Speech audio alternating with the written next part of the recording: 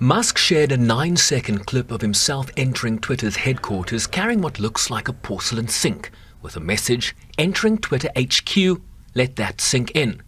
Not short on comedy despite the hefty price tag, he also changed his Twitter profile to Chief Twit, the clearest sign yet that he's already embracing being the new boss there.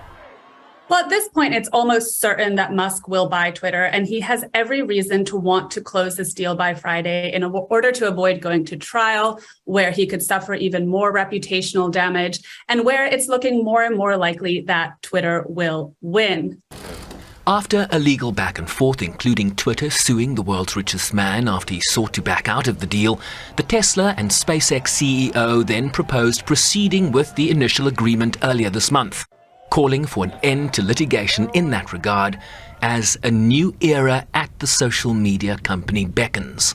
On Musk's to-do list is to clarify exactly what he means by free speech and also set clear guidelines for content moderation on the platform. Now, Musk has been incredibly vocal about the fact that he wants to loosen the content moderation guardrails that Twitter has in place, but he hasn't said exactly how he intends to do that.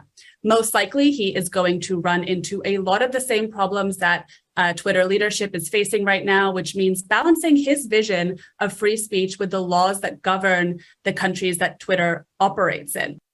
Twitter employees expressed their sinking feeling earlier this week in an open letter warning that Musk's plan to lay off 75% of Twitter's workers would hurt the company's ability to service the public conversation, calling the threat reckless. So a Musk-owned Twitter is likely going to result in even more chaos. Employees are already worried about massive layoffs at the company, and that is a valid concern. Now, where those cuts take place could actually give us a better idea of what Musk intends to do with Twitter. If, for example, he decides to significantly reduce headcount in Twitter's ads division, that could indicate that he intends to make good on his promise to reduce Twitter's reliance on advertising.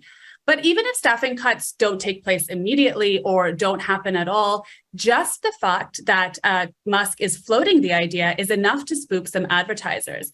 Advertisers want to spend their ad dollars with companies that they view as stable, and that really just isn't Twitter right now. The $44 billion deal includes a number of Wall Street banks that have committed to providing $13 billion of debt financing to support the purchase. It's a moment of great uncertainty, not just for Twitter employees, but also for its almost 400 million users globally. At a June meeting, Musk told those employees that he wanted the platform to contribute to a better, long-lasting civilization, which better understood the nature of reality.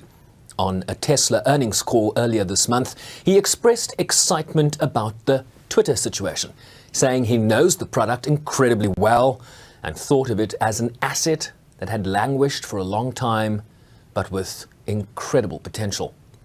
Shervin Brycepease, SABC News, New York.